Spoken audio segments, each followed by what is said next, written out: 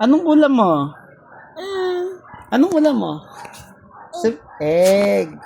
Anong kinain mo? Ano turo? Ayun. May nakita ka bang ipis kanina? Ha? May nakita ka bang ipis kanina? Nasaan yung ipis? Turo mo.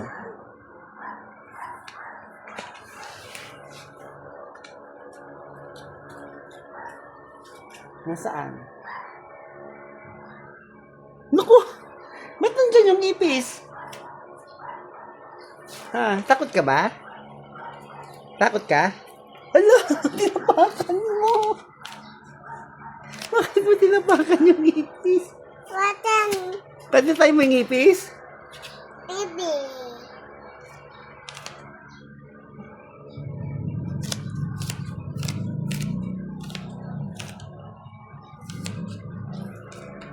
Ano ginawa mo sa ipis?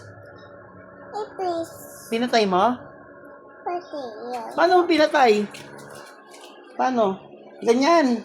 Tinapakan mo. Sabi mo kay mami, mami patay na yung ipis. Ano? Ano sasabihin mo kay mami? Meron pa? Patay. Pati yun. Pati